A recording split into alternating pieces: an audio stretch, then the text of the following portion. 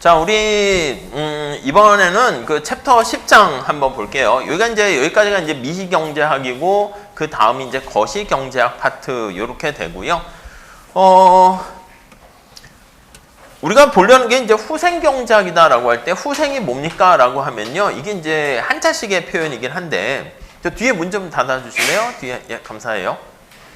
웰페어를 번역한 거예요. 근데 약간 우리가 옛날에 뭐 한자식 표현 같은 것들을 일본이 우리보다 이제 경제학이 좀 앞섰었으니까 일본 학자들이 좀 용어를 잘 사실 이렇게 압축해서 만들어 놨어요. 그래서 이제 한자식 표현으로 해가지고 이 일본은 이제 우리가 얘기하는 이제 보건복지 관련된 그런 부서를 후생성 이렇게 얘기합니다. 그래서 결국 우리의 삶과 관련한 행복, 뭐 복지 이런 것들과 관련한 게 바로 후생 이렇게 보시면 돼요. 그대로 차용해가지고 우리가 쓰고 있고요. 그래서 후생이라는 단어는 요게 번역은 웰페어를 번역한 거예요. 웰빙이라고 보시면 돼. 한때 유행했던 단어가 웰빙 이런 거죠.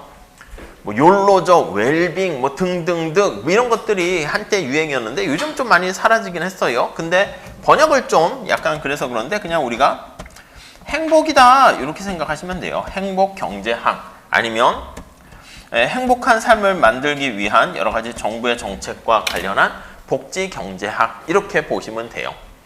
궁극적으로 우리가 어떻게 하면 행복해질까 이런 건데요. 국가 경제 전체적으로 봤을 때 행복해질 때 판단 기준은 요 두 가지를 가지고 얘기할 거예요. 그래서 어떤 경우가 행복한 상태인가 판단할 때요. 첫 번째는 이제 효율성, 우리 본 것처럼 낭비가 없어야 되고요. 두 번째는 공평해야 된다. 그 외에 여러 가지 기준이 있을 수 있어.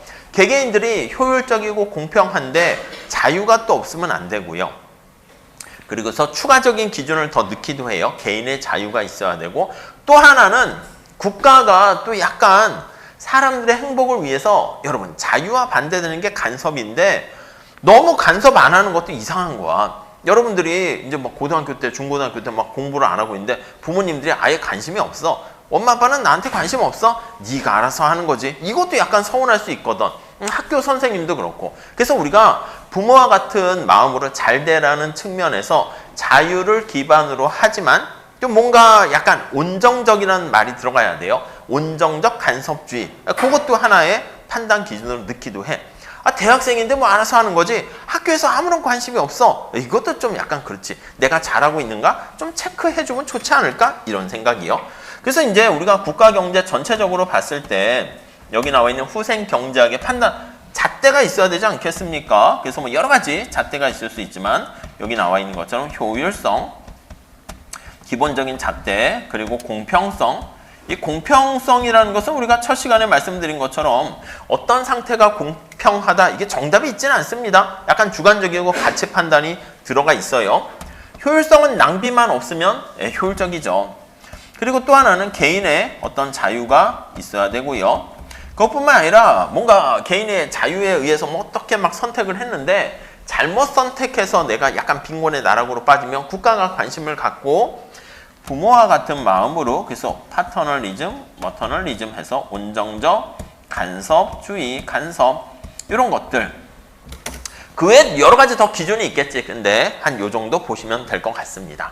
자, 그래서 기본적으로 효율성과 공평성 등등 이런 기준이 있는데 경제학에서는 먼저 시장에 대해서 관심을 많이 갖고 있어요. 그래서 경제학은 도대체 뭘 배우는 거야? 하면은 그냥 시장에서 일어나는 활동을 보는 거야. 그게 이제 경제활동이야. 시장 하면은 물건을 사고 팔고 내가 살기 위해서는 돈을 벌어야 되니까 노동을 공급해서 일을 해야 되고 기업이 뭔가를 팔려고 하면 만들어야 되잖아. 그래서 생산을 해서 그에 따른 대가로 분배를 해주고 분배받은 소득 가지고 소비를 하고 이게 계속 돌고 도는 경제순환의 약간 경제활동이다. 이렇게 얘기해요.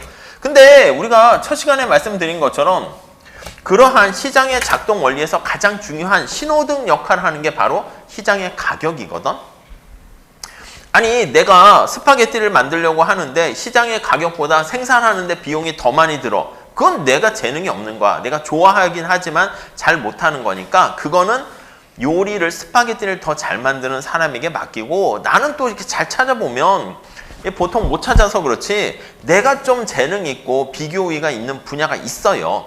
그걸 찾아가지고 빨리 찾으면 약간 그것도 복 받은 거지. 근데 이제 그걸 찾으려면 사실은 이것저것 다 해봐야지. 내가 갑자기 바이올린에 재능이 있는지 뭐에 재능이 있는지 잘 모르잖아. 그러니까 어려서 그걸 할 수 있으면 그것도 복 받은 건데 다 해봤더니 내가 바이올린에 재능이 있는데 만약에 안 하고 넘어가면 그것도 이제 재능이 싹 사라지면 뭐 슬프긴 한 건데 뭐 그렇죠. 그래서 내가 뭘 잘하는가를 찾아서 거기 비교 우위가 있는 거에 대해서 특화를 해서 그 분야에 내가 많은 걸 생산한 다음에 시장에서 거래하게 되면 나의 멋진 바이올린, 전 바이올린 못합니다. 아무튼 바이올린을 켰더니 깽깽이 소리가 아니라 뭐 진짜 아름다운 소리가 나면 많은 사람들이 그거를 듣고 힐링하게 되면 그 좋은 거 아닙니까? 내가 공을 찼더니 막 사람들이 막 되게 환호해. 손흥민 선수 같은 경우 다른 것도 시간이 제한돼 있으니까 다른 것도 이것저것 어설프게 하다가 죽도 밥도 안 될 수 있으니까 더 멋진 골을 넣기 위해서 달리기도 하면서 슈팅 연습을 해. 그래서 멋진 궤적의 골을 프리킥을 만약에 넣었다 그러면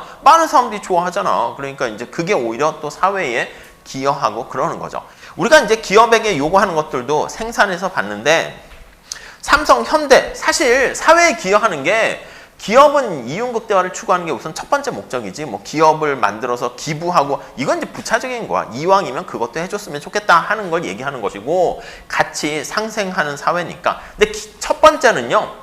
삼성이 망하지 않고 요즘같이 빠르게 변하는 AI 시대, 네이버 이런 데에서도 옛날같이 빨리빨리 선도적으로 잘 돼서 우리나라 먹여 살릴 수 있는 계속 기업으로서 계속 나가는 거. 그게 사실은 제일 기여하는 거야. 만약에 삼성이 망해봐. 그러면 아이고 대기업 망한 것 좀 그렇다고 우리나라에 타격은 좀 있을 수는 있겠지만 그 밑에 딸린 가족들과 일하는 사람이 엄청 많을 거 아니겠습니까? 그러니까 사실은 그 위에 있는 오너나 책임자들이나 CEO 같은 사람들은 자기가 어떤 전략을 어떻게 바라보고 하는가에 따라서 많은 사람의 그게 있다니까요.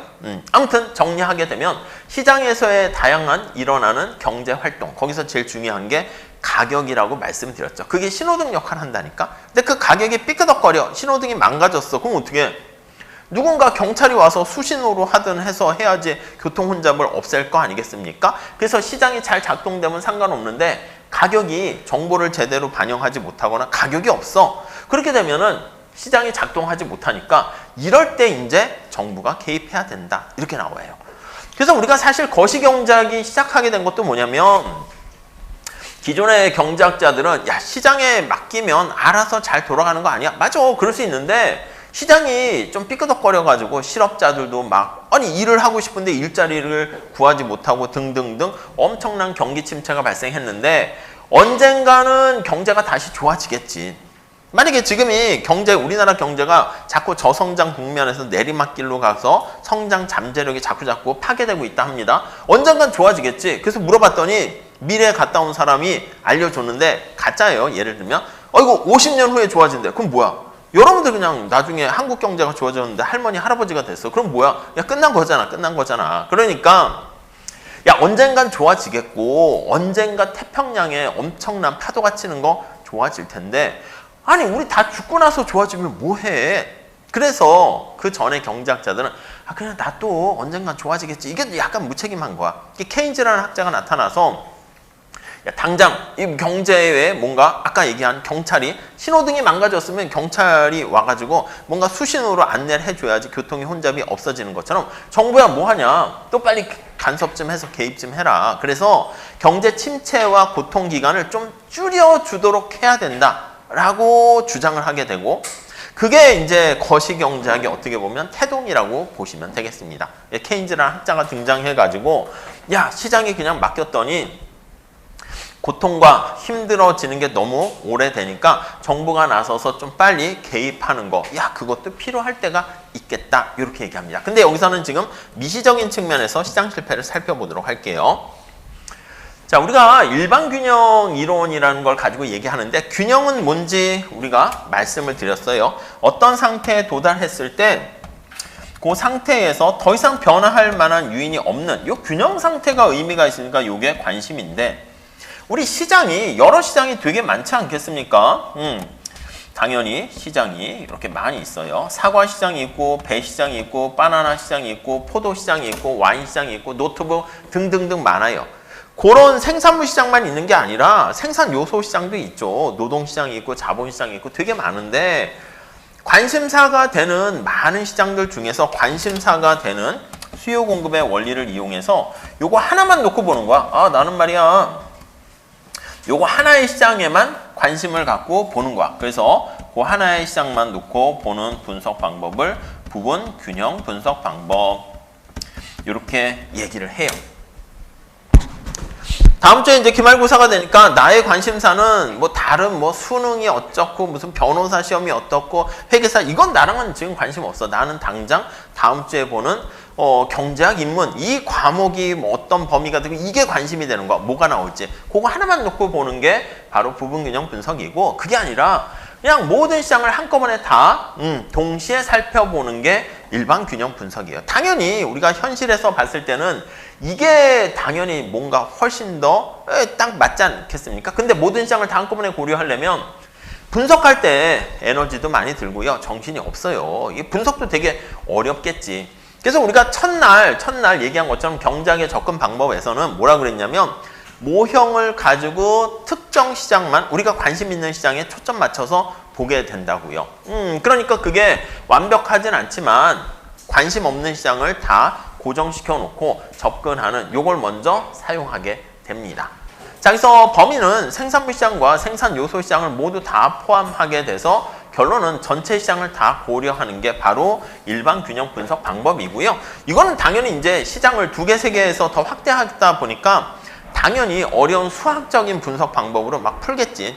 시장이 뭐 N개까지 막 이렇게 있을 때 그 시장이 다 균형되는 약간 상상력이 들어가는 그런 접근 방법입니다. 자, 왈라스라는 학자 이름을 따서요. 왈라스라는 학자부터 이렇게 일반 균형 분석을 좀 더 많이 발전시켰고요. 뭐 예로부터 이제 당연히 프랑스, 뭐 독일 다 이렇게 뭐 수학 이런 거 다 잘하는 나라이기 때문에 이전에 어떤 특정 부분 시장만 분석하는 걸 부분균형 분석인데 모든 시장을 다 같이 분석하는 방법이 일반 균형 분석 방법이다 라고 얘기를 합니다. 뭐 슌페터라는 학자는 뭐 당대 가장 위대한 경제학자로 칭송하기까지 했고요. 자, 이 모든 시장을 다 고려해서 우리가 궁극적으로 후생경제학 이렇게 얘기하는 건데 앞에서 말씀드린 것처럼 여러 가지 기준이 있어요. 효율성, 공평성, 뭐 자유, 온정적 간섭 이런 게 있긴 하지만 우리는 주로 이제 처음에 관심을 갖게 될 때는요. 공평성은 좀 주관적이니까 얘기 안 하고요. 효율성에 초점 맞춰서 보도록 할 거예요. 왜냐면 자원이 희소하기 때문에 낭비를 하면 안 돼요. 자, 그래서 보통 무슨 후생경제학 제1정리 이렇게 해서 나오는데 이 조건들이 뭐 이런 게 있어요.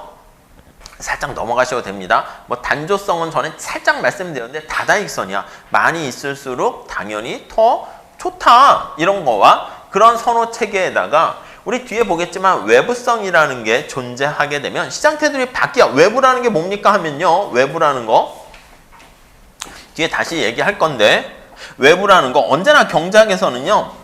관심 기준이 시장입니다. 그래서 시장 테두리 밖에서 일어나는 뭐 이렇게 보시면 돼. 그런 것들이 존재하게 되면은 시장이 작동하지 않아요. 그러니까 이런 것들이 없다라는 전제하에서 그냥 조건은 그냥 넘어가시고요.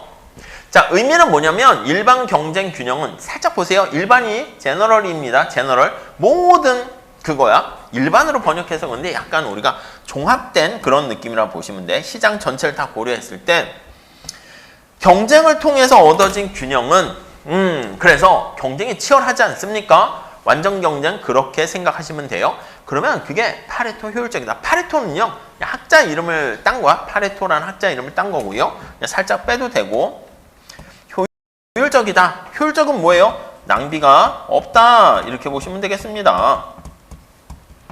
없어. 이렇게요. 그러니까 우리가 치열한 경쟁 속에서 시장의 가격을 보고 아까 얘기했죠. 스파게티에 만드는데 비용이 많이 들어서 재능이 없는 사람들은 아니, 스파게티는 안 만들래. 요리사 안 할래.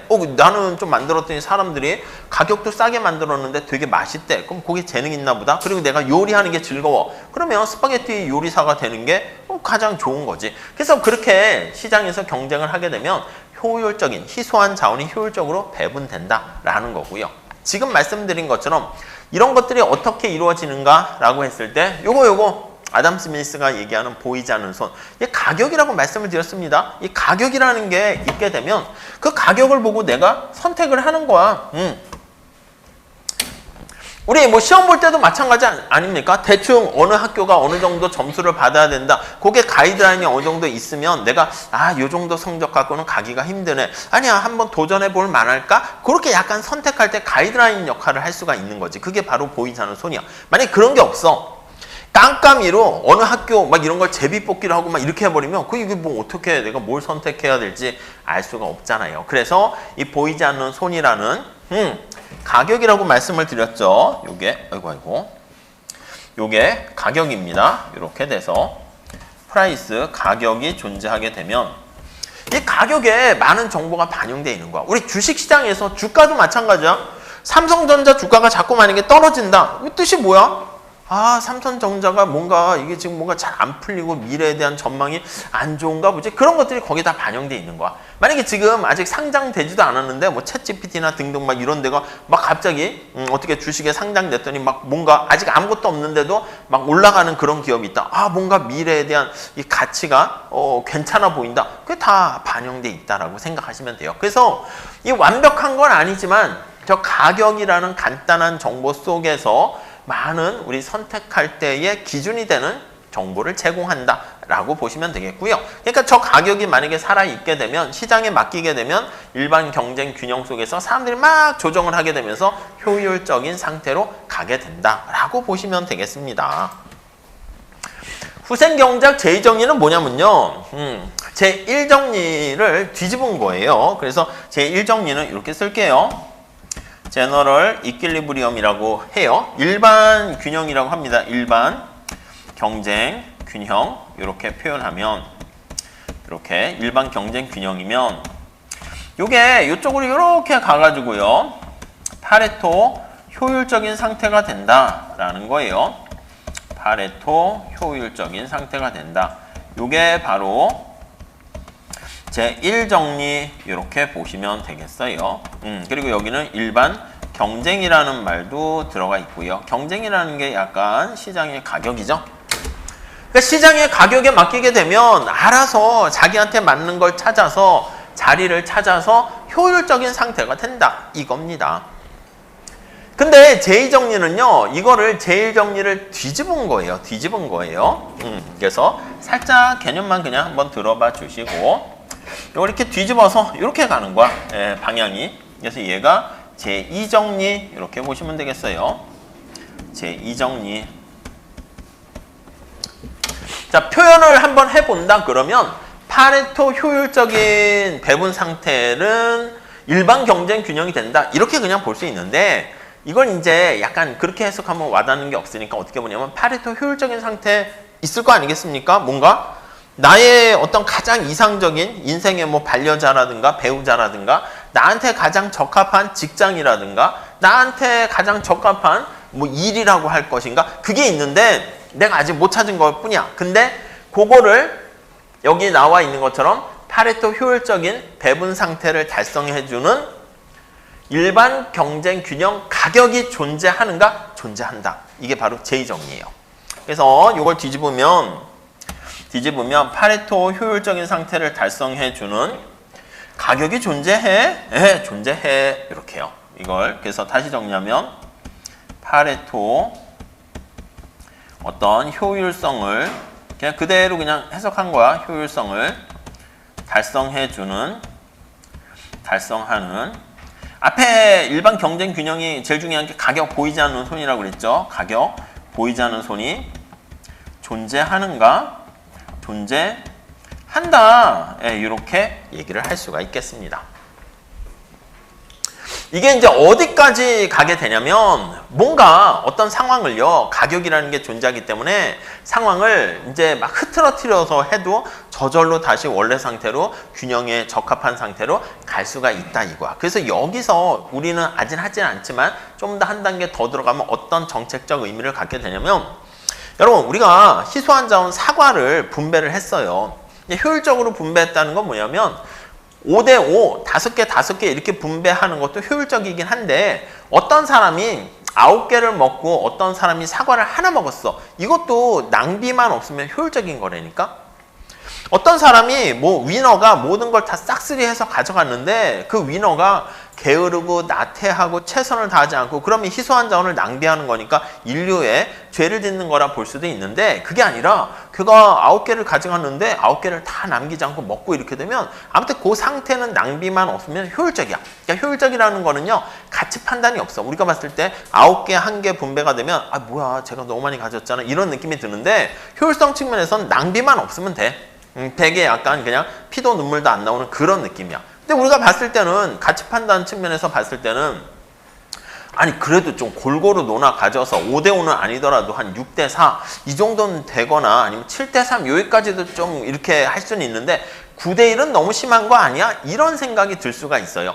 알아서 자 시장에서 뛰어노세요 했더니 잘 노는 사람은 적성에 잘 맞아가지고 자기 길을 찾아서 많은 부를 떼돈을 벌고 어떤 사람은 뭔가 하다 사업에서 실패할 수도 있고 막 등등 해가지고 빈곤에 이렇게 나락으로 떨어지는 상태란 말이야. 근데 그게 어떻게 보면은 야, 그건 네가 적성에 맞지 않은 걸 선택했으니까 너의 선택에 대한 자원의 낭비 측면에서 봤을 때 없으니까 효율적이긴 한데 앞에서 얘기한 것처럼 그게 바람직하지 않은 모습을 보이게 돼요. 자, 그래서 후생경제 제2정리는 어떤 정책적인 의미를 갖게 되냐면 참고로만 보세요. 자, 지금 상태가 효율적이긴 한데 공평하지 않은 것 같아. 그 정부야 네가 나서서 재분배를 해도 된다 이거예요. 그래서 요거 의미를 이렇게 보면 정부가 나서서 개입을 통해서 재분배를 하잖아. 자, 재분배를 하는 이유는 뭐를 위해서 그러냐면 공평한 소득 분배를 위해서예요. 공평성을 위해. 이렇게요. 공평성을 위해서 우리가 현실에서는 당연히 많이 쓰고 있죠. 그래서 공평성을 위해서 뭐 누진세라든가 이런 걸 통해서 재분배를 딱 하게 되면은 공평성은 올라갔어. 야, 그럼 효율성이 망가진 거 아니야? 이럴 수 있는데 한번 잠깐 이렇게 흐트러뜨렸다가 가만히 놔두면 시장이 망가지지만 않으면 돼. 망가지지가 않으면 그럼 약간의 공평성을 달성하면서 다시 시장의 가격을 통해서 효율성이 달성될 수 있다. 그러니까 제2정리는 첫 번째는 우선 소득 재분배 같은 공평성 얘기가 들어가고요. 어떤 분은 야, 공평성도 중요하지만 놔두게 되면 다시 효율적인 상태로 가는 가격이 존재한다는 거 그게 더 중요한 거 아니냐? 그렇게도 볼 수 있는데 공평성, 정부 개입 이런 거, 소득 재분배 이런 거에 대한 근거가 되는 게 제2정리다. 이렇게만 보시면 되겠습니다. 이것도 일반 균형 파트에서 너무 좀 들어가는 좀 어려운 얘기이긴 하기 때문에 그냥 이 정도 개념, 후생경제 제1정리, 제2정리가 있다 정도만 보시면 될 것 같아요. 다시 정리하면 제1정리는 뭐다? 야, 시장에 맡기면 알아서 가격을 보고 사람들이 효율적인 적재적소에 맞춰서 가더라. 그게 제1정리고 제2정리는 요 효율성을 달성해주는 가격이라는 게 존재해? 존재하는 거야. 그러니까 정부가 시장의 가격을 망가뜨리지만 않게 되면은 약간 효율적인 상태에서 재분배를 한 다음에 다시 공평성과 더불어서 효율성을 같이 잡을 수 있다. 그러니까 제1정리와 차이점은 제1정리는 효율성만 얘기하고 제2정리는 공평성까지도 효율성과 공평성까지도 얘기한다. 그 정도만 살짝 보시면 되겠습니다. 자, 앞에서 말씀드린 것처럼 자, 사회 후생, 행복, 우리 대한민국 전체 행복을 평가하는 기준 여러 가지가 있겠지만 하나는 제일 중요한 게 희소한 자원 때문에 효율성에다가 초점을 맞춥니다. 이거는 객관적인 측면이 있다니까 낭비만 없으면 효율적입니다. 우리가 지난번에 본 것처럼 시장이 독점이야. 독점인데 낭비가 없으면 효율적이 될 수 있어. 근데 어떻게 본다?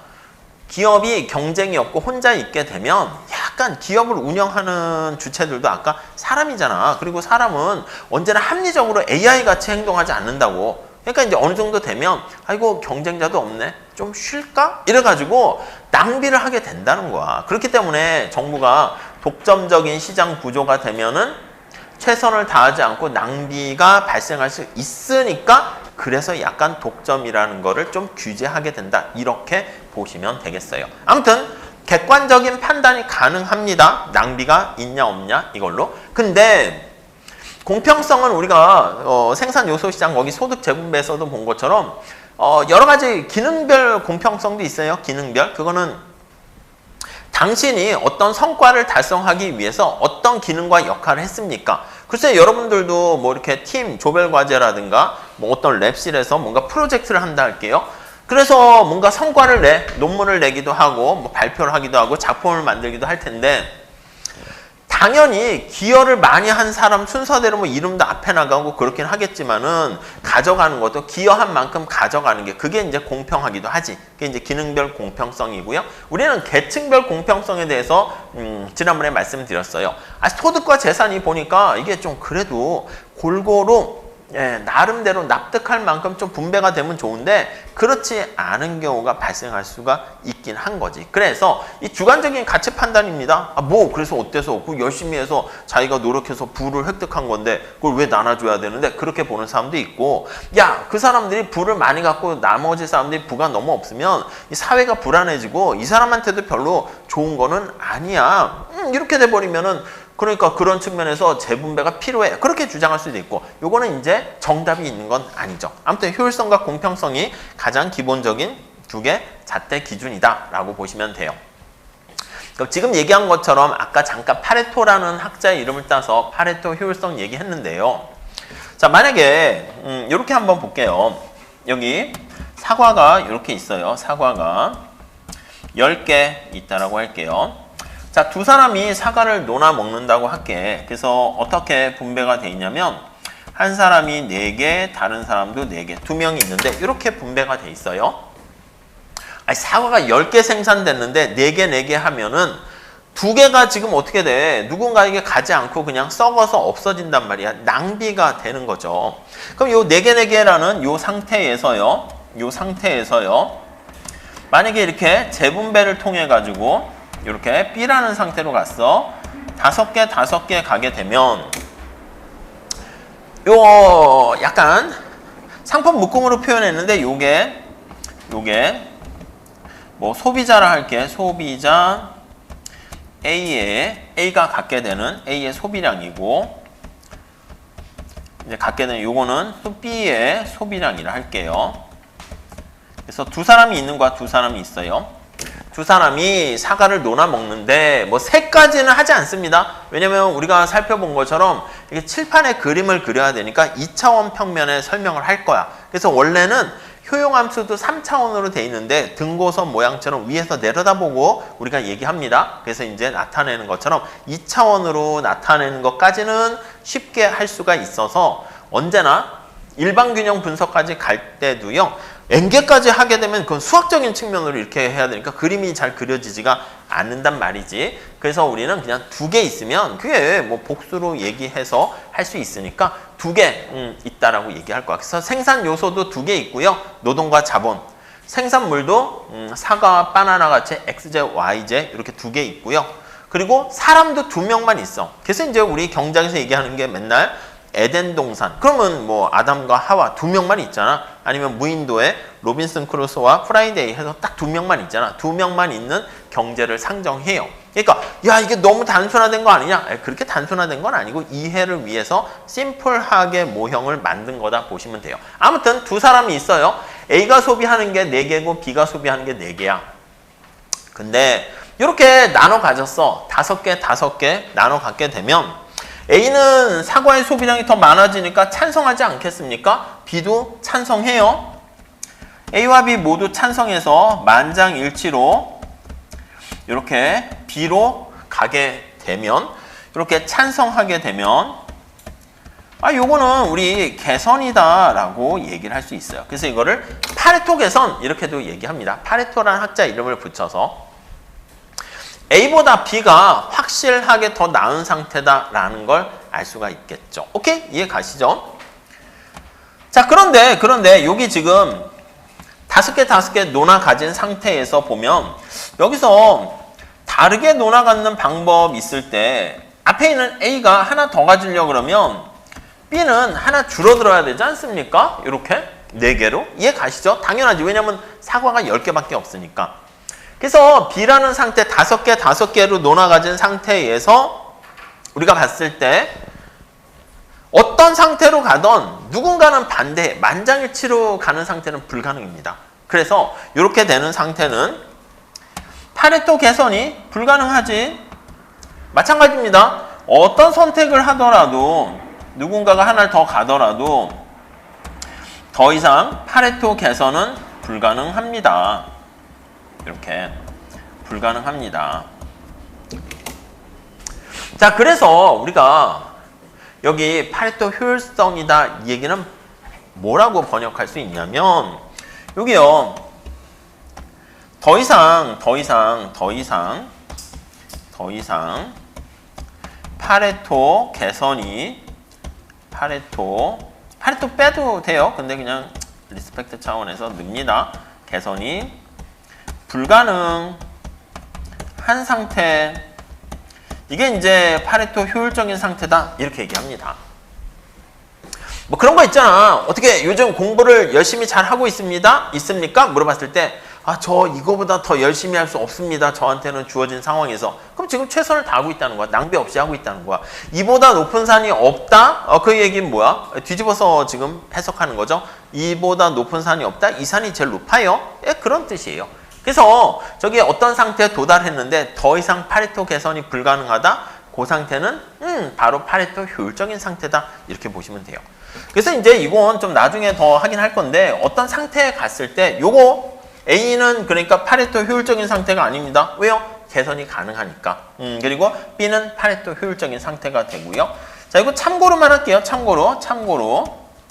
만약에 어떤 배분 상태가 아까 얘기한 것처럼 9와 1 이렇게 돼 있다 할게요. 요거는 어떻게 됩니까 하면요. 아니, 첫 번째 사람 A가 9개의 사과를 먹게 되니까 야, 이거 불공평한 거 아니야? 그런 느낌이 드는데 아니, 여기서 파레토 개선이 가능한가 보세요. A가 하나 더 가지려면 B 걸 뺏어야 되고 B가 2개로 가지려면 A 걸 뺏어야 되니까 더 이상 만장일치로 둘 다 갈 수 있는 상태가 없어요. 그렇기 때문에 더 이상 파레토 개선이 불가능하니까 이 C 상태도 그러니까 우리가 자꾸 공평성을 적용하다 보니까 이건 아닌 것 같은데 하지만 효율성 측면에서 봤을 때는 전부 다 10개를 다 소비해서 낭비가 없으니까 파레토 효율적인 상태다라고 보시면 되겠습니다. 이해 가시겠죠? 그러니까 우리가 시장에서는 효율성만 얘기하다 보니까 시장 실패라고도 하고요. 또 하나의 기준이 되는 공평성 측면에서 좀 약간 아쉬움이 있어요. 그래서 약간 그런 것들도 하나의 판단 기준으로 넣긴 하는 거죠. 우선은 효율성이라는 개념을 보고 있습니다. 자원 배분의 효율성 개념 이렇게 나타내고요. 지금 얘기한 것처럼 현실에서는요. 어떤 상태에서 또 다른 상태로 갑시다라고 할 때요. 이게 만장일치로 찬성하는 거 어렵습니다. FTA를 협상하는 거 다시 한다라는 거. 보통 우리가 국민들의 선호를 뭘 가지고 얘기하냐면 투표를 가지고 한단 말이지. 투표. 그렇죠? 찬성하세요? 반대하세요? 당신이 어떻게 더 행복해집니까? 아닌 것 같나요? 이걸 하는 건데 현실에서 이게 약간 우리도 그렇고 미국도 그렇고 약간 반반 비슷하게 또 더 요즘은 갈라지고 있는 그런 상황인데 어느 한쪽으로 만장일치로 찬성하는 그런 상태가 있는 거는 있겠지. 북한 뭐 이런 데는 거기는 뭐 그냥 다 이렇게 손 들고 찬성하겠지. 안 그러면은 총알을 맞을 수 있으니까. 뭐 근데 그렇지 않고서는요. 현실에서는 파레토 개선이 쉽진 않아요. 만장일치로 하면. 그럼 어떻게 합니까? 계속 지금 상태에서 머물러 있어야 돼? 그건 아니잖아. 새로운 상태로 가야 할 수도 있기 때문에 그래서 우리는 어떻게 하냐면 이렇게 합니다. S라는 상태가 있어요. X라는 스테이터스가 있는데 이 상태에서 S'이라는 또 다른 상태로 간다라고 합시다. 이렇게. 아까 얘기한 것처럼 만장일치로 붙이게 되면 누구는 찬성하고 누구는 반대하고 이렇게 되니까 할 수가 없어. 고속도로를 하나 놓읍시다. 그럼 찬성하는 사람이 있고 또 반대하는 사람이 있고요. 또 뭐 환경론자가 있고 그렇지 않고 등등 하니까 쉽진 않아요. 그럼 현실에서는 어떻게 하냐면 이렇게 하는 거야. 뭐 미국과 FTA를 체결했다? 그러면 자동차를 판매하고 등등 수출하는 기업들은 이득이야. 그러니까 찬성합니다 할 텐데 미국에 또 값싼 농산물들이 막 이렇게 들어오면 우리나라 뭐 농민들이 만약에 이거 나는 피해보니까 싫어 이럴 수 있다고요. 자, 그러니까 어떤 집단에 있는 사람들은요. 이렇게 베네핏을 얻게 되고요. 네. 베네핏을 얻게 되고요. 어떤 사람 집단들은요, 이렇게 코스트를 발생하게 됩니다. 그랬을 때 우리가 이제 현실에서 어떻게 하냐면, 가만히 있을 수는 없으니까, 베네핏이, 만약에 플러스가 100이야, 마이너스 50이라 합시다. 이 사람들은 자기는 손해니까 반대한단 말이야. 그러니까 이게 파레토 개선이 되긴 어려워가지고 현실에서는 파레토 시각으로 만장일치로 적용하지 않고요. 이렇게 이득 본 사람이 100을 이득 봤으면 손해 본 사람의 50의 이상만 보상해주면 되는 거 아니겠습니까? 이 사람들의 피해를, 눈물을 좀 닦아주게 되면, 그러니까 최소한 50 이상을 보상을 한다 합니다. 보상을 하면 예를 들어 60을 보상했다 할게요. 60을 보상하게 되면 이 사람들은 60을 받게 되니까 플러스 10의 이득이 되고요. 이 사람은 100을 얻었는데 60을 주고 남은 게 40대니까 어떻게 돼? 아까 얘기한 것처럼 이렇게 적절한 보상을 하게 되면 S-로 갔을 때 다 찬성할 수가 있겠죠. 현실에서 어떻게 하냐면 파레토 개선이란 방법보다는 이렇게 보상의 원리를 가지고 우리가 사용합니다. 이게 위에 BC 이렇게 돼 있으니까 이게 비용과 편익 분석이다. 이렇게 보시면 돼요. 이런 식으로. 적절한 보상을 통해서 요 파레토 개선은 불가능하니까 현실에 이렇게 적용하는 방법 이렇게 얘기하고요. 방법은 핵심이 보상의 원리를 이용한다. 이렇게 얘기합니다. 오케이? 이 정도. 자, 그래서 이제 판단하는 거 사람들한테 물어봐요. 피해보는 사람들, 그 피해만큼만 최소한으로 보장을 해주게 되면, 상쇄시켜주면, 다 찬성해서 개선할 수가 있겠습니다. 자, 그 정도까지가 약간 더 들어가진 않았는데, 그 정도까지만 살짝 봐주시면 되겠습니다. 그래서 우리가 파레토 효율적이라는 개념, 파레토 개선이 더 이상 불가능한 상태. 근데 그런 것들이 제일 깔끔하고 좋긴 한데 현실에서는 뭔가 정책을 세우게 되면 반드시 반대하는 사람이 있으니까 찬성 반대. 그래서 위에서 좀 뭔가 적절하게 보상을 해주면 그렇게 하면 그게 바로 재정리랑도 관련된 거죠. 그렇게 하면은 다 윈윈 될 수 있다.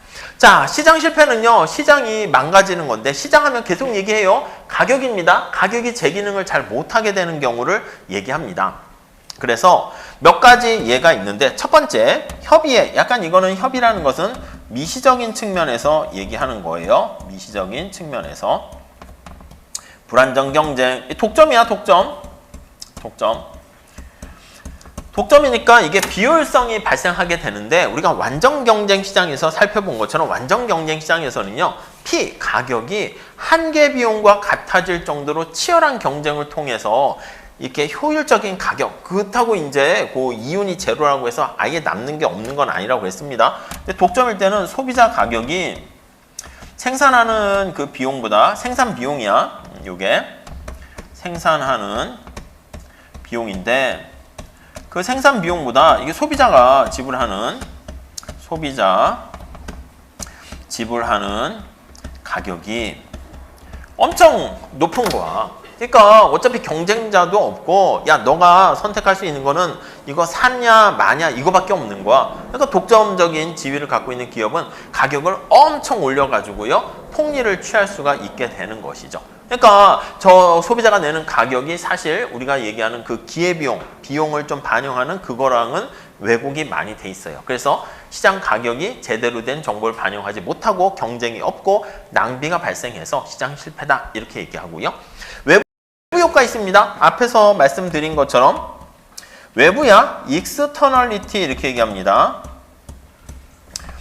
익스터널리티 복수로 이렇게 써요. 자, 그러면 이 외부성이다 라고 표현을 하게 되면 아니 이거는 시장 테두리 밖에 이렇게 해서 발생하는 게 외부성인 거야. 그러니까 우리가 여러분 경작에서 제일 중요한 거는 뭐예요? 프리런치가 없는 거야. 공짜 점심이 없어. 내가 어떤 선택을 하게 되면 반드시 뭔가 대가와 비용이 따르게 되는 건데 외부성은요.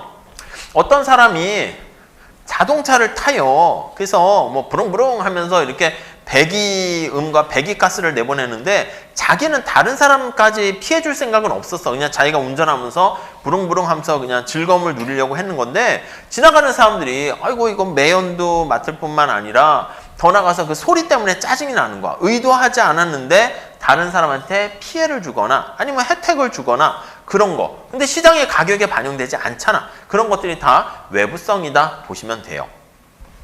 아니 공장에서 물건을 만드는데 오염물질이 그냥 매연이 그렇게 굴뚝으로 나가 뭐 아니면 오염물질이 폐수가 방류됐는데 알면 안 돼? 알고 그러면 그건 이제 불법이니까 이제 대가를 치러야 되는 건데 몰랐어. 아유 죄송합니다. 제가 몰랐는데요. 그런데 다른 사람한테 영향을 미치게 되는 거, 이 시장에 반영 가격이 안 되는 거 그런 것들이 다 외부성, 외부 효과다 이렇게 보시면 돼요. 그리고 또 하나 공공재가 있습니다. 공공재는요, 이렇게 공공이라는 단어가 여기 나와 있는데 이게 공동으로 뒤에 다시 얘기하는데 소비하는 재화를 공공재 이렇게 얘기합니다. 아니, 가로등과 도로 이런 것들이요 사실은 우리 꼭 필요한 거긴 한데 이게 같이 돈을 내는 거라 할게. 그러면 몰래 공공재 특성상 저는 가로등이 필요 없습니다. 저는 일찍 지기 전에 집에 들어오거든요. 이렇게 되면 가로등이 필요 없다고 해가지고 돈을 안 냈어. 딴 사람들은 가로등이 필요해서 그 편익만큼 돈을 냈는데 나는 빠졌는데 막상 가로등이 만들어지면 어떻게 됩니까? 나도 그 길을 지나가면서 혜택을 본단 말이야. 그러면 딴 사람들, 돈 낸 사람들은 옆에서 그걸 딱 보고 느끼지.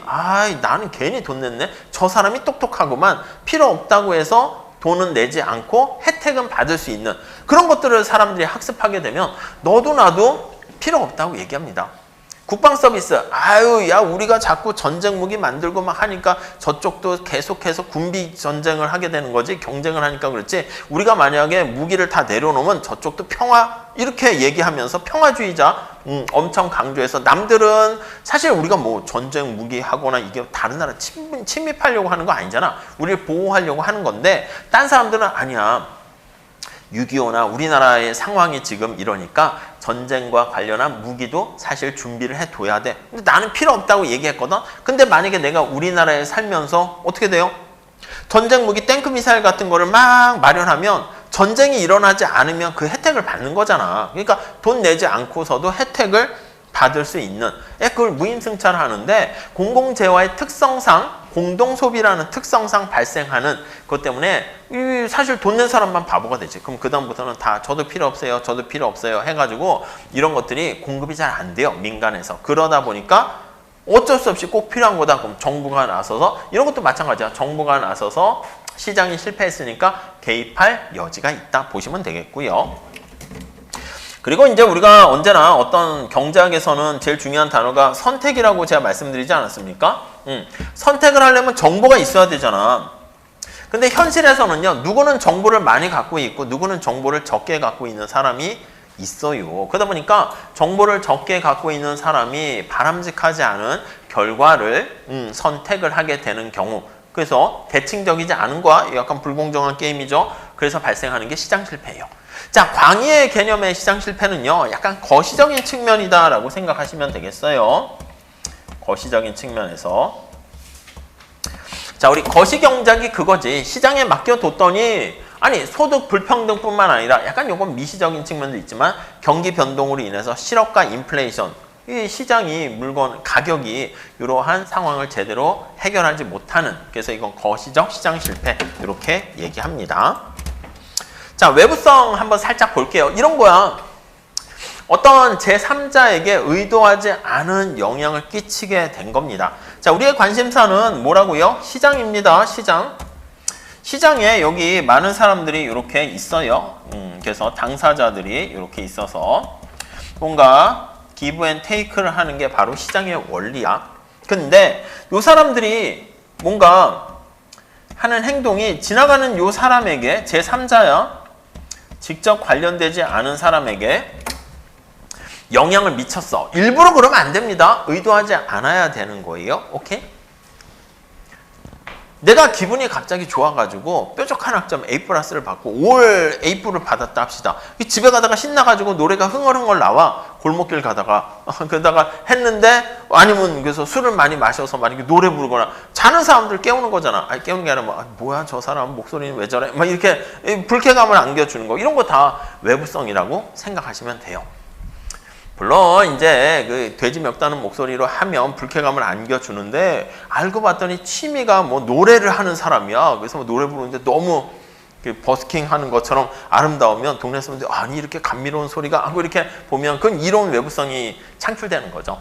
요즘은 잘 당연히 그런 게 없지만 예전에 저희 다닐 때도 이제 도서관 같은 데도 당연히 음악을 들으면서 공부를 많이 하거든요.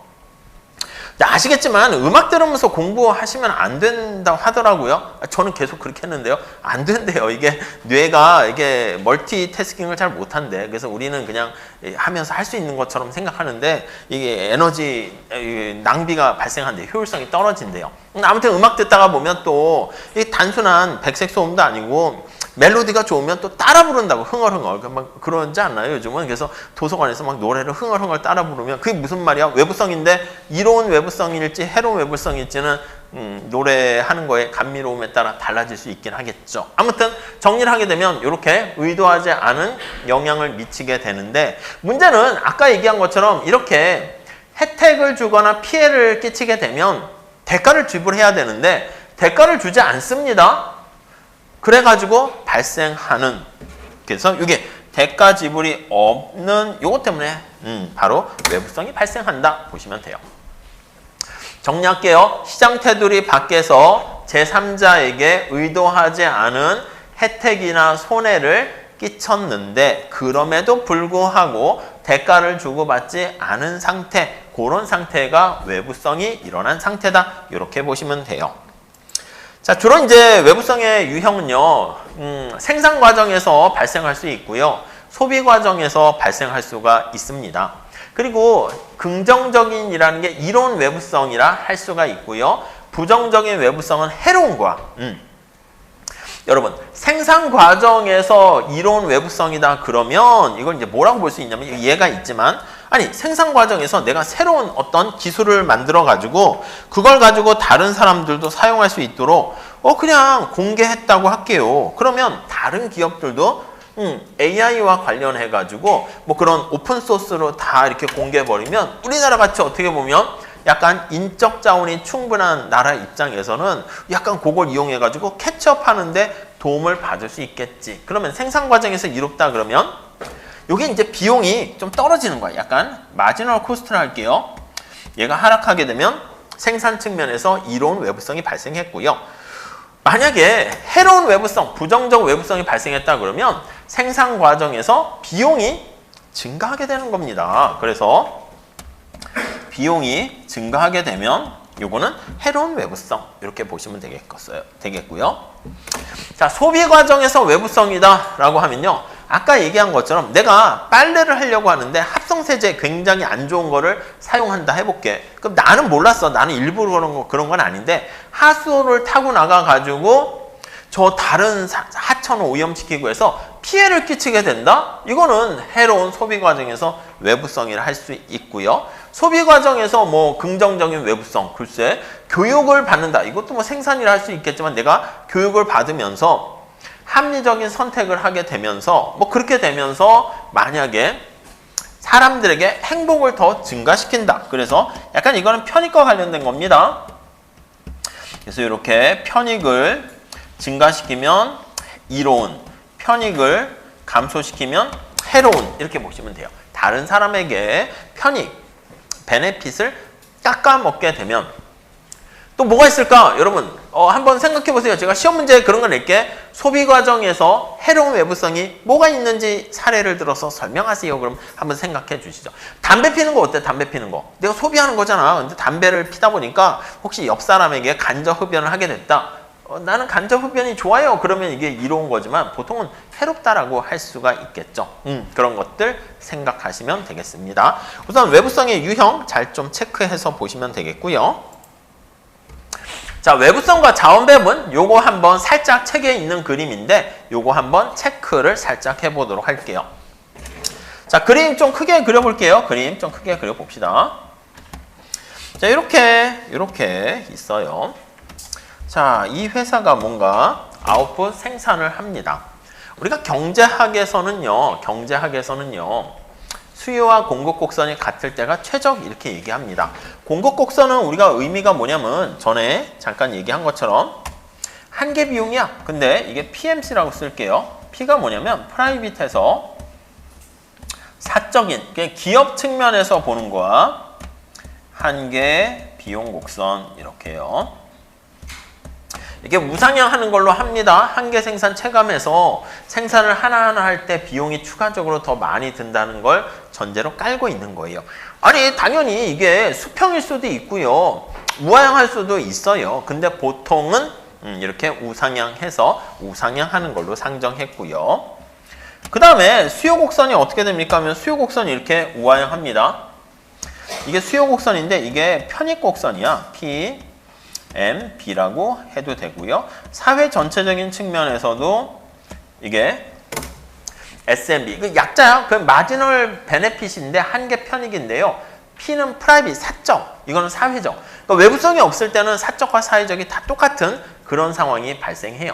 여기서도요, 만약에 외부성이 없으면은 PMC와 SMC 똑같고 저게 이제 공급 곡선 이렇게 돼요. 근데 우리가 얘기하는 건 뭐냐면 생산 과정에서 오염물질을 배출하는 해로운 외부성이 창출되는 경우에 할게요. 생산 과정에서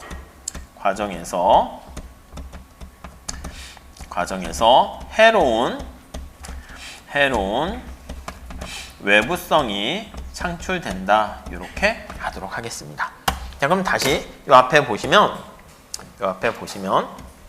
자, 생산 과정에서 이런 거는 새로운 기술 혁신 이런 걸 통해서 새로운 만드는 방법을 통해서 다른 사람들에게 비용 절감을 시켜줘서 기술이 다른데 파급 효과가 가게 되면 그건 이런 건데 기초 학문 등등등 그런 게 있겠죠. 만약에 기술 훈련도 마찬가지야. 삼성에서 어떤 사람을 해고를 이제 할 수밖에 없게 됐는데 그 사람들이 삼성에서 직원들을 관리하고 조직을 운영하는 방법, 노하우를 배워가지고 은퇴를 했어. 조기 은퇴를 했지만 중간에 잘린 셈이어서 그렇게 됐지만 그걸 갖고 중소기업에 가서 중소기업이 주먹구구식으로 인력 관리하는 거를 내가 삼성에서 배운 걸 가지고 잘 하게 되면 그거 다 사회에 이로운 외부성을 창출하는 거 아니겠습니까? 근데 우리가 지금 하는 거는 생산 과정에서 해로운 외부성, 공장의 폐수가 배출하는 거 요거 생각할게요. 자, 공장의 폐수를 배출하게 되면 사회 전체적으로 봤을 때 그 폐수를 정화시키는 비용까지 고려해야지.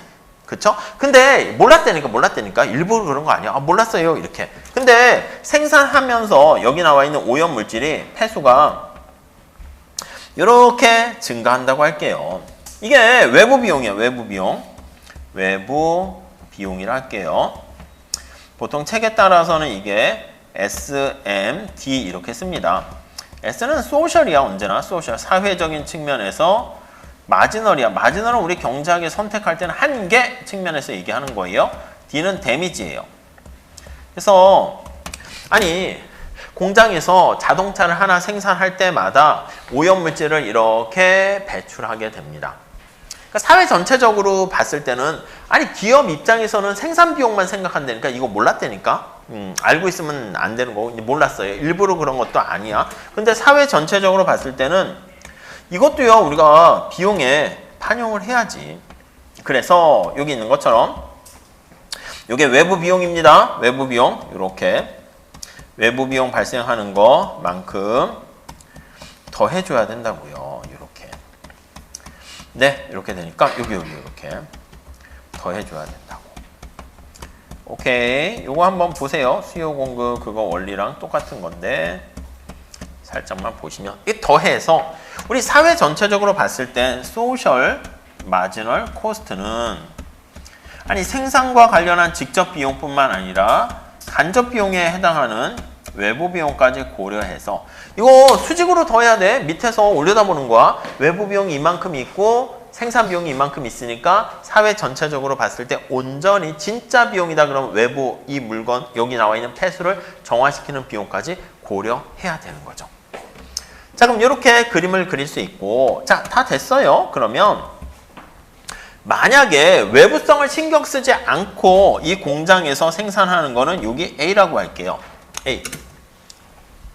그치. 내가 지금 이게 생산했을 때 얻게 되는 편익 수요 곡선과 이 공급 곡선이죠. PMC가 만나는 요 A에서 생산을 하게 됩니다. 그래서 이렇게 생산을 하는데 얘는 지금 문제가 뭐냐면 외부 비용을 고려하지 않았어. 외부 비용까지 고려하게 되면 진짜 최적 수준은 B 이렇게 돼야 된다고.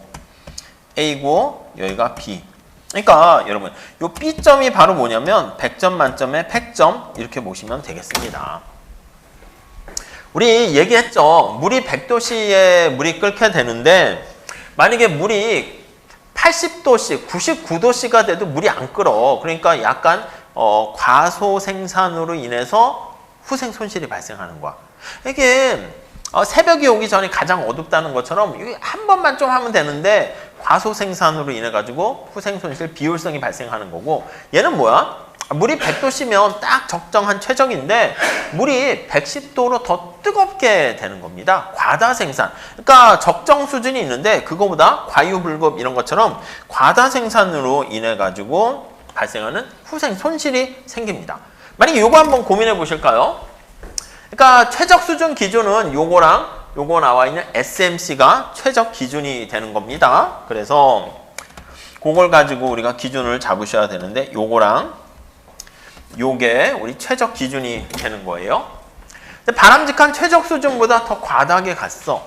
그러니까 얘는 이제 가짜야. 하얀 색깔 PMC는 잘 제대로 외부 비용이 고려되지 않은 건데 외부 비용까지 고려하면은 여기 나와 있는 QA일 때는 비용이 이만큼 드는 건데 편익은 이만큼이야. 그래서 과다 생산으로 인해서 발생하는 후생 손실의 크기가 어떻게 되는가? 우리 독점 파트에서도 어차피 보게 되는 거니까 잘 한번 봐보세요. 이만큼 있죠, 이만큼. 요 삼각형이 바로 여러분 해로운 외부성이 있잖아. 좋은 외부성인 이로운 외부성과 긍정적인 외부성은요 하세요 해도요 바람직한 최적 수준보다는 이제 과소 생산 공급돼요. 공공재도 이로운 외부성인데 과소 생산되고 기부 좀 하세요 잘 안 해요. 그 해로운 외부성 있잖아. 하지 마세요 이런 것들은요 나쁜 거는요 더 과다하게 되는 생산되는 경우가 많이 있어요. 자, 그래서 다시 정리하면 해로운 외부성 요거는 최적 수준보다 최적 수준이 QB야. 과다 생산됩니다. 과대라고 쓸게요. 과대 생산돼요. 여기에 나와 있는 요 삼각형 크기만큼 사회 전체적인 측면에서 봤을 때 웰페어, 후생, 손실이다 이렇게 됩니다. 아니면 이걸 데드웨일 로스 그렇게 우리 시장에서 얘기합니다. 후생 손실 이렇게 보시면 돼요. 데드웨일 로스 뭐 이런 건 이제 공식 용어니까 잘 체크해 주시죠. 데드 죽었다 해서 직역을 하기도 합니다. 그래서 사중 죽을 사자야 무게가 줄어진 거야. 그렇게 발생한 손실 이렇게요. 아니면 자중 손실이라고도 얘기합니다. 아니 여러분 어떤 운동 역도 선수가 역기를 들려고 하면 당연히 몸무게를 더 키워야 되지 않습니까? 근육하고. 근데 몸무게가 늘어나면 이거 들 수 있는 힘은 더 세지지만 자기 무게 자체도 많아진다고. 그러니까 배가 컨테이너 선을 크게 만들면 많이 담을 수 있지만 배 자체 무게도 많이 올라가서 그만큼은 담을 수 없는 손실이 발생한다. 뭐 그렇게 유래됐다 하는데 요게 이제 사회적 후생 손실의 크기다. 이렇게 보시면 되겠습니다.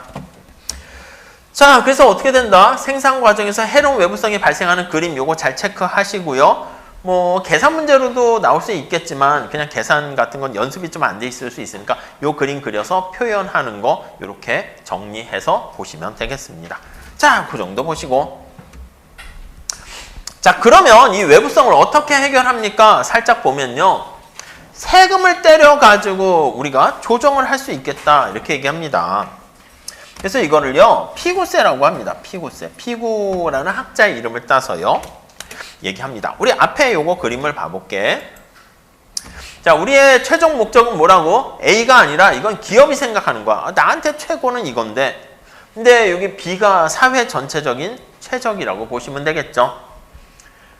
자, 이건 해로운 외부성에서 발생하는 거고 우리 이로운 외부성은 과소 생산된다 그랬죠. 그 코로나 때 마스크 쓰는 거 이런 것들은 아니 전염병을 빨리 없애려면 다 같이 집단 감염을 통해 가지고 마스크를 써야지 빨리빨리 해소가 되는데 아유 나 하나쯤 생각하면 에이 나 하나쯤 마스크 안 한다고 문제가 되겠어? 그러면서 귀찮어. 나의 자유를 좀 방해하지 좀 마. 이래가지고 바람직한 마스크 쓰는 그런 행위들은 이제 바람직한 최적 수준보다 과소 생산 공급되는 경우가 발생하네요. 이때는 과다 생산으로 문제가 발생하는 건데 여러분 이로운 외부성이면 장학금을 주고 보조금을 주는 게 바람직한데 저건 해로운 외부성이 되는 거 아니겠습니까? 사회적으로 나쁜 거기 때문에 여기에는 텍스를 부과해서 텍스라는 게 이제 채찍을 때리는 거지. 당근은 이제 보조금이고. 채찍을 부과해서 최적 수준으로 맞춰야 되는데 여러분 우리 사회적으로 관심사가 B점이잖아요. B점이기 때문에 여기 B점에 맞춰서요. B점에 맞춰서 이렇게 B점에 맞춰서 이렇게 세금을 때리면 공급 곡선이 위로 올라갈 수 있도록 세금을 이렇게 때립니다. 이렇게 B점을 기준으로 이렇게. 요게 텍스의 크기예요. 그래서 텍스의 크기 이렇게 T 이렇게 보시면 되겠어요. 요거요. 그러니까 숫자 넣어서 이꼴로 해서 균형값 찾아서 텍스 크기 구하는 것도 한번 해볼까요? 그게 더 깔끔하게 정답이 나올 것 같은데 그냥 이꼴로 해서 균형식 찾으면 돼요. 그래서 요게 텍스의 크기가 되고 그러면 세금을 부과하면 저 앞에 수요 공급에서 요거 비용이 증가하는 거야. 그래서 공급 곡선이 이렇게 상방 이동해서 여기 나와 있는 요 하늘 색깔 요거는 뭐가 됩니까 하면 PMC에다가 텍스를 부과한 크기만큼 상방 이동하게 되고요. 이렇게 조세를 부과하게 되면 공급 곡선이 이만큼 더 올라가게 되니까 개별 기업 입장에서는 A점이 최적이 아니라 비용이 올라가서 이게 새로운 PMC와 수요 곡선이 만나는 B점이 최적이다. 이렇게 되는 것을 알 수가 있겠습니다. 자, 그래서 이 B점을 잘 기억해 주세요. 이 B점. 자, 그래서 요거 옆에다 써놓을까요? 자, 텍스의 피구세라 그랬지. 텍스의 크기는 B점에서 볼 때 네. 요 차이를 어떻게 표현할 수 있을까요? 요 차이는 SMC와 PMC의 차이. 이해가시죠? 근데 SMC와 PMC의 차이는요. 요거랑 똑같지 않습니까? 요거랑? 왜요? 아니, 저기 보시면 SMC는 PMC에다가 SMD를 더한 거니까 요 텍스의 크기는 정확하게 요거랑 같습니다. 요거랑 같아요. 아이고, 색깔이. 요거랑 같아요. 이렇게 텍스 이렇게 됩니다. 그래서 B점에서 볼 때 SMD인 그래서 SMC와 PMC의 차이만큼 차이만큼 요 계산 문제로 살짝 하나 낼게요. 수요 공급 곡선. 이게 예제가 될 만한 거 제가 뭐 유튜브에 따로 뭐 이렇게 다른 거 설명하면서 하는 거 있거든. 그거 한 2개, 3개 정도 제가 링크해서 올려놓을 테니까 그거 하나 보세요. 그러면 그냥 되게 쉽게 알 수 있을 거예요. 그래서 이렇게 정리하시면 되겠어요. 자, 정리하시면 이렇게. 자, 지금 사적 비용과 PMC죠. 사회적 한계 비용이 같지 않습니다. 그래서 그거를 맞추는 거야. 그래서 세금을 때려가지고 사회적 최적 수준으로 사적 비용을 세금 부과한 만큼 올려서 최적 수준으로 조정을 한다. 이렇게 보시면 되겠습니다. 자, 그 다음에 이제 오염허가 제도 요까지만 할 테니까 잘 보세요. 요까지만 하고 시험 범위도 여기까지만 할게요. 더 막 확 늘리기는 그래서. 자, 요거는 이제 뭐냐면 여러분 오염물질을 배출하는데 이 오염물질 배출할 때 허가권이 있어야 돼. 이걸 정부가 발급합니다. 면허증을 제공하는 거야. 여러분 택시 운전 여러분 마음대로 할 수 있어요? 아, 이번 방학인데 용돈 좀 벌어야지. 아빠 차 빌려다가 내 면허증이 있어. 택시 운전하다가 이렇게 해서 그걸로 이렇게 하면 될까? 안 돼요. 안 돼. 걸립니다. 그러니까 택시 운전을 할 수 있는 면허증을 발급을 해요. 그 사람들이 택시 운전을 할 수가 있는 거야. 근데 정부가 발급하는데 너무 많이 발급하면 어떻게 될까? 아, 취업도 안 되는데 저도 택시기사 할래요. 예, 다들 발급하면 그 도로에다 택시만 바글바글해. 그럼 교통체증 심해질 거 아니야. 만약에 발급량을 너무 적게 하면 어떻게 될까요? 그렇게 되면은 또 이거 뭐 택시 잡으려고 했는데 뭐 저기 카카오 택시 했더니 30분 후에 옵니다. 이런 뭐야? 그것도 의미가 없지. 내가 빠르게 이렇게 해가지고 적절한, 그러니까 이제 정부도 고민합니다. 서울, 경기도 등등 구간을 정해서 서울에 있는 택시가 막 경기도로 가고 경기도에 있는 택시가 서울에서 운행할 수 없어요. 아 그러면 뭐 대구, 부산에는 만약에 손님들이 별로 없다. 에이 서울 가서 할까? 그럼 택시를 발급을 했는데 서울로 다 몰려들면 서울에 또 잔뜩 뭐 서울 택시, 인천, 부산 택시 잔뜩 있으면 교통체증이 심하니까 그 뒤에 그 지역에서 운행할 수 있도록 이렇게 가이드라인과 구간을 설정하게 됩니다. 자 이것도 마찬가지야. 오염물질을 배출하게 되는데 어쩔 수 없이 배출하게 된다 그러면 정부가 허가서 오염 배출권인데 그거를 발급해 가지고요. 내가 만약에 오염물질을 배출하게 될 수밖에 없다라고 하면 시장에서 아니면 정부가 처음엔 그냥 주기도 합니다. 시장에서 그걸 구입해 가지고 만약에 우리 공장이 아주 좀 올드해, 오래됐어. 그래서 오염물질을 배출 많이 하게 되면 오염허가서를 많이 사야 되는 거지. 그만큼 비용을 들여서 사야 되는 거니까 세금 부과하는 거랑 똑같습니다. 만약에 우리 기업은 최신 시설을 갖춘 기업이어가지고 오염물질 배출이 전혀 일어나지 않으면 굳이 이거 구입할 필요가 없죠. 그래서 오염 배출권을 이렇게 정부가 발급을 해주고 시장에서 거래될 수 있도록 하게 되면은 자기가 필요한 사람들은 그걸 구입을 해가지고 오염물질을 어떻게 보면 대가를 지불했으니까 약간 좋은 일 하는 건 아니지만 당당하게 이렇게 딱 배출할 수 있는 거지.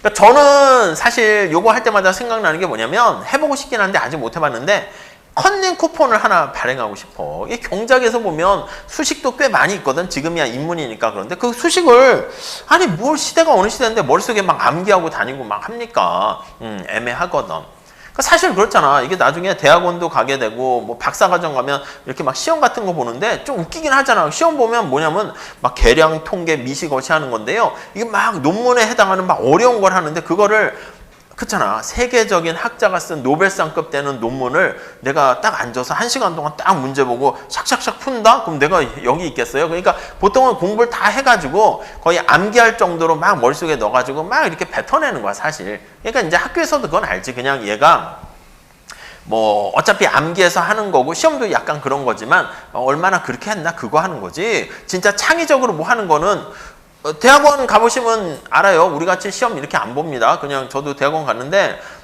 시험 볼 때 어떻게 하냐면 갔는데 시험지를 줘요. 자 시험입니다. 다음 주까지 다 써서 연구실 밑으로 넣으세요. 이래. 그러면 이제 느낌이 뭐야? 이야 시험 기간이 일주일 동안 보는 거야. 알아서 하래. 저기 집에서 인터넷 찾아도 됩니까? 마음대로 하세요. 뭐 약간 이런 거지. 네가 인터넷 뒤져봤자 모를걸? 뭐 이렇게 고민 안 하면 약간 그런 거야. 더 이렇게 가면 어떻게 됩니까? 그것도 그냥 일주일 후 동안 내세요 하는 건데 그 다음에 박사과정 가면 그 논문 쓰는 거지. 나 어떤 논문 프로포절 해가지고 그 논문 해가지고 그걸 어디 퍼블리시하면 잘했네. 뭐 약간 그렇게 평가하는 거니까. 그리고 여러분 계속 공부를 하게 되면 어떻게 됩니까?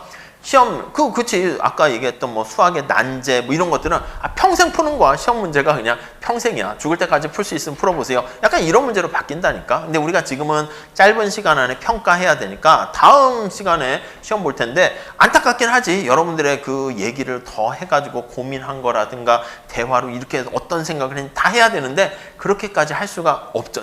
나중에는 그렇게 될 수 있겠지만 그러니까 어쩔 수 없이 여러분들의 의견을 그 답안지 안에다가 또 객관식도 보잖아. 이게 딱 보면은 이제 3번도 아리까리 약간 이렇게 있는데 어쩔 수 없이 그렇게 룰을 정해서 하긴 하는 건데 나중에 자꾸 위로 가면 시험 기간도 훨씬 더 길어지고 그렇게 당연히 바뀌게 됩니다. 아무튼 근데 이게 퀴즈 대회 아까 있는 것처럼 그거 할 때도 보통 막판에 가면 찬스 같은 거 쓰지 않습니까? 옛날에 뭐야 그 뭐 골든벨 맞나? 징글벨인가? 뭐 아무튼 그런 거 하면 학교 가가지고 학생들이 나와서 막 푸는데 이렇게 오답한 애들은 탈락하고 몇 명 남잖아. 그럼 마지막에 찬스도 쓰더라고. 친구들아 도와줘 하니까 뭐 종이 비행기 난리대. 그래서 그거 보신 적 있나요? 그래서 날려가지고 이렇게 펼쳐봐서 하거나 아니면 아는 사람한테 이렇게 전화해가지고 찬스 쓰기도 하고 인터넷 검색 등등 그런 것처럼 저는 약간 전에 학교 다닐 때 이제 처음에 깜짝 놀랐던 게 그 교수님은 오셨는데 다음 시간 시험 보는데요. 다음 주에 오픈북입니다 이러는 거야. 그러니까 이제 그때만 해도 이제 다들 공부를 잘 안 할 때라 가지고 그때 이제 오픈북이니까 어떻게 책을 사야지. 그래서 책을 사서 이제 처음 이렇게 펼치는 친구도 있고 이 큰 가방에다가 도서관에서 책을 다 이렇게 빌려 가지고 이제 옆에 쌓아놓고 보는 친구도 있는데 시간 제한이 있으니까 공부를 미리 안 해두면 그것도 소용없는 거 아시죠? 아무튼 근데 저는 이제 오픈북까지는 그렇고 그냥 하기도 그렇고 어떤 분은 제가 이렇게 얘기했더니 좋아. 그럼 하이브리드로 혼합하는 거 어떨까? 1시간 시험 본다 그러면 30분은 그냥 시험 보고 30분은 오픈북하고 어때요? 그래서 했는데 아마 성대 정도면 당연히 그렇지 않은데 그분은 약간 좀 열심히 공부 안 하는 학교 갔나 봐. 그래서 시험 봅니다 해서 나눠줬더니 어떻게 하고 있을까요? 다 엎드려 자더래. 그래서 왜 자요? 그랬더니 아니 이제 오픈북 시작할 때까지는 그러니까 이제 공부를 안 했으니까 그때부터 이제 피려고 하더래. 그래서 의미가 없군 이렇게 돼서 저는 이제 그것까지는 아닌데 컨닝 쿠폰 어때? 컨닝 쿠폰 이렇게 2장씩 나눠줘가지고 그냥 찬스 해가지고 잠깐 그게 뭐였지? 책 찾아보는 거야 1분 동안. 그렇게 해서 좀 참고해서 쓰고 덮고 이렇게 한 2번 정도 쓸 수 있도록 이번에 한다는 거 아닙니다. 그러니까 하면 좋은데 관리하기 힘들어. 그럼 여기 조교 선생도 있고 뭐 컨닝 쿠폰 찬스 씁니다. 그럼 예 쓰세요 하고 이렇게 막 감시 1분 이렇게 제고해야 되니까 정신이 없는데 아무튼 그러면 좋을 것 같긴 해. 그리고 컨닝 쿠폰을요 교환할 수도 있어. 앞에 친구 공부 많이 할 거죠. 그렇죠. 공부 많이 공부들 한다 할게요. 근데 이 친구가 원래 공부를 되게 잘하는데 상황이 좀 몸이 아프고 해서 공부를 잘 못해서 뾰족한 학점을 받아야 되는데 어떡하지? 나 지금 컨닝 쿠폰이 필요한데 근데 이 친구는 필요 없잖아. 여러분 우리 경제학의 기본 원리가 뭐야? 아니 컨닝 쿠폰 나한테 필요 없는 거는요 이렇게 주는 거야. 공짜가 없지. 이거 공짜로 그냥 주는 게 아니라 밥 한 끼 사. 이렇게 되면 밥을 2끼 사면서 이렇게 컨닝 쿠폰 이 친구는 필요 없고 갖다 주면서 밥 2끼를 얻었고 이 친구는 밥을 2끼 사주는 대가의 비용보다 컨닝 쿠폰의 베네핏이 훨씬 더 크게 되니까 서로 교환이 이루어지게 되면 어떻게 됩니까? 제가 봤을 때는 전체 컨닝의 총량은 규제하면서 이 친구도 행복해지고 이 친구도 행복해지고 다 윈윈 되는 거 아니겠습니까? 뭐 그런 거야 그런 거. 그러니까 오염허가서가 바로 그거야. 그러니까 오염허가서를 정부가 이렇게 일정하게 똑같이 나눠주는데 공장이 좀 올드해서 오염물질을 배출하는 그 기업은 나 컨닝 쿠폰 오염 배출권 좀 더 필요한데 나한테 주실 분 그 시장에서 거래가 이루어지는 거야. 필요 없는 사람은 자기의 선호를 표출하는 거지. 필요 없는 사람 시장에 내놓는다는 게 바로 공급하는 것이고 그게 필요한 사람은 그걸 사 쓰는 거지. 수요되는 거 아니겠습니까? 수요? 뭐 그 원리야. 그래서 시장의 원리를 활용해 가지고 정부는 크게 관여할 필요가 없어. 오염 허가서 배출권을 발급한 다음에 알아서들 필요한 만큼 거래하세요. 아까 얘기했잖아. 택시 면허인데 내가 택시 운전을 하고 있는데 몸이 다쳐가지고 택시 운전을 못하게 생겼어. 그럼 어떻게 합니까 이거? 버리는 게 아니라 딴 사람한테 택시 운전 면허증을 팔 수 있다니까? 요즘은 이제 좀 가격이 떨어졌는데 예전에 검색해보니까 거의 한 7, 8천만 원까지 이렇게 올라가기도 해. 그러면 나 택시 그만둘 건데 이거 대신 택시 운전 하실래요? 예, 제가 그냥 할게요. 취업도 좀 안 되고 해서 그럼 이 친구한테 만약에 주게 되면 7천만 원에 거래가 되면 뭐 그냥 택시의 전체 총량은 규제하면서 우리가 할 수 있는 거죠. 오케이. 그래서 시장의 원리에 가장 부합하는 방법이에요. 근데 문제는 뭐가 있을까요? 문제는 뭐냐면 컨닝 쿠폰도 생각해 보시면 이게 돈을 주고 사고 파는 거잖아. 여기 투명 인간 앉아있는 거 보이세요? 이 친구는 가진 게 돈밖에 없어. 되게 돈이 많어. 그러니까 이 친구가 갑자기 서로 밥 한 끼에 컨닝 쿠폰을 왔다 갔다 사는데 앞에 나와서 야 나한테 컨닝 쿠폰 다 팔어. 장당 100만 원씩 쳐줄게. 이러면 어떻게 돼요? 다 같이 이 친구한테 파는 거야. 이 친구도 너한테 안 팔어 해가지고 나한테 100만 원 하고 이 친구도 됐어 이번 학점 요 과목은 그냥 F 받을래 하고 저한테 파는 게 낫고 해서 이 친구는 어떻게 돼? 이만큼 컨닝 쿠폰 갖고 시험 볼 때 어떻게 됩니까? 오픈북을 하는 거야. 그럼 조교가 와가지고 뭐 하십니까? 했더니 여기 이만큼 컨닝 이거 다 컨닝 쿠폰인데요. 이게 돈 많이 가진 사람이 컨닝 쿠폰을 싹쓸이 해가지고요 다 이렇게 하면 이 약간 좀 그렇지. 오염 배출권도 마찬가지야. 어떤 대기업이 신생 기업이 들어오려고 하는데 아니면 기존 기업을 시장에서 내쫓을 때 어떻게 합니까? 오염 배출권을 그냥 돈 많이 있으면 싹쓸이 해버리는 거야. 그러면 오염 배출권이 없으면 오염 물질을 배출하면서 했다 걸리면 완전히 폐업된다 그러면 그럼 뭐 기업이 진입을 못하고 아예 퇴출되고 그런 일이 발생할 수 있겠죠. 자, 그리고 이제 코드 정리는 이제 뭐냐면 되게 역발상의 아이디어인데 여러분 환경오염 같은 것들은 왜 문제가 되는 거예요? 주인이 없어서 그래. 이 공기, 따뜻한 뭐 바다 이런 거 주인이 없잖아. 그러니까 우리가 아프리카에 뭐 코뿔소라든가 뭐 이런 것들 멸종 위기에 있다 그러는데 가만히 보니까 주인이 없어서 그래. 그래서 그 아프리카에 뭐 케냐나 이런 데에다가 코뿔소나 코끼리나 이런 거에다 그 원주민들에게 야 이건 네 거야 이렇게 지정을 해줬어. 그러니까 사람들이 원주민들이 힘들게 농사지어서 하는 것보다 관광객들이 코끼리랑 코뿔소나 이런 걸 보러 오면서 그 돈이 더 남는 장사가 되니까 오히려 자기네들의 코끼리를 이렇게 보호하려고 노력을 하는 거지. 여러분 코끼리 고기 드셔보셨어요? 안 먹어봤잖아. 치킨은 많이 먹잖아. 근데 사람들이 많이 먹는 치킨은 왜 멸종이 안 돼? 코끼리는 먹지도 않는데 왜 갑자기 멸종돼? 이 소유권이 부재했기 때문에 그렇다는 거야. 그러니까 환경 문제 이런 것들도요. 온실가스 이것도 잘 와닿지 않는 게 이게 모두가 보유하는 모두가 주인이다? 이거는 주인이 없는 거랑 느낌이 이렇게 또 같아지게 돼요. 그래서 로널드 코즈라는 학자는 그렇게 얘기했습니다. 아니 지금 소유권이 없으니까 문제니까 소유권을 확립을 해주면 알아서 당사자들이 이건 내 거 이렇게 되면 자발적인 협상, 이거 경제학에서의 교환 아니겠습니까? 협상을 통해서 정부가 개입하지 않고 물론 이제 소유권을 확립해주는 개입까지는 하겠지. 근데 정부가 그 다음에 이래라 저래라 하지 않아도 저절로 외부성을 내부화시킬 수 있다. 이 내부화라는 게 뭐냐면 외부성 문제를 해결할 수 있다. 이렇게 보시면 되겠습니다.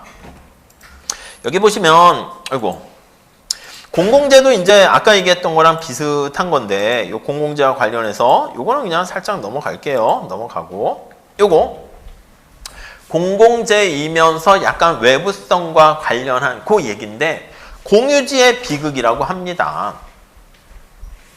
공유자원입니다. 공동으로 같이 보유하고 있는 자원이야. 바닷속에 물고기, 이 주인이 없잖아. 물고기 이름 써 있지 않잖아요. 그렇기 때문에 원래 이제 룰을 정해야지.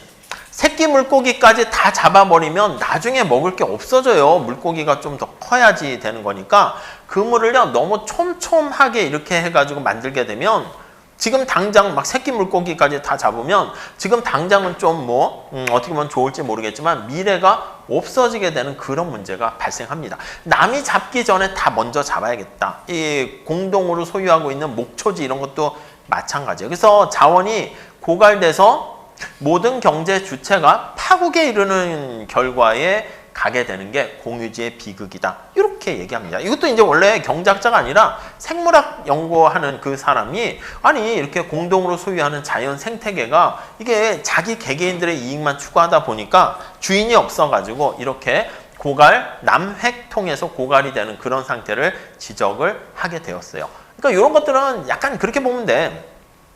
중국집 갈 때 친구랑 같이 가게 되면 어떻게 돼요? 야 짜장면 짬뽕 하나씩 하면서 탕수육 같은 거 같이 시켜 먹지 않습니까? 그럼 탕수육을 가운데 이렇게 놓고 먹는데 어떻게 먹어요 보통? 원래 제일 좋은 최적의 상황은 탕수육 하나 먹고 짜장면 하나 먹고 이게 최적이라 합시다. 근데 보통은 어떻게 되냐면 짜장면은 내 거잖아. 약간 내가 침 묻히고 이렇게 했는데 야 네 짜장면 더 이렇게 하는 경우는 별로 없어요. 탕수육은 공동으로 소유하고 있는 거 아니겠습니까? 그러니까 대화하면서 미소 지으면서 짜장면은 잘 안 먹고 먼저 탕수육. 이건 주인이 없으니까 많이 먹는 사람이 더 좋은 거니까 이렇게 약간 너무 그렇진 않지만 보통 예를 들면 그렇게 돼요. 그래서 먼저 탕수육과 짜장을 골고루 이렇게 먹는 게 가장 맛이 극대화됨에도 불구하고 가만히 보니까 탕수육이 먼저 다 고갈돼서 없어지는 공동으로 갖고 있는 것들은 그렇게 됩니다. 그러니까 우리가 우리 집에 있는 안방처럼 이런 뭐 학교나 거리나 이걸 생각하면 좋은데 그렇지 않게 되는 약간 인간의 속성을 반영하게 된 것이죠. 자, 그게 이제 앞에서 얘기했던 이것도 외부성의 하나 일맥으로 볼 수가 있겠어요. 자, 뒤에 보면 공공재랑 그리고 비대칭 정보화의 얘기 좀 나와 있긴 한데 그거는 우선 이번 학기에는 살짝 빼도록 할게요. 다음에 제가 해서 뭐 거기다 올려놓을 테니까 관심 있으신 분들은 좀 보시면 될 것 같고요. 시험 범위는 여기까지만 하도록 할게요. 원래 제 생각은 더 짧게 해가지고 그냥 오늘 1시간 반만 하려고 했는데 본의 아니게 쓸데없는 소리를 하면서 길어지게 됐어요. 그래서 우리 시험 범위는 중간고사 이후를 생각하시면 되겠고 거기 우리 업로드 돼 있는 영상 보시면 체크할 수 있겠네요. 다시 저도 공지사항 올리긴 할게요. 강의실은 여기서 보는 걸로 하고 시간은 어떻게 9시로 할까? 9시 반으로 할까? 뭐 비슷하긴 해요. 늦는 사람은 또 9시에도 늦고 9시 반도 똑같긴 한데 9시? 9시 어때요?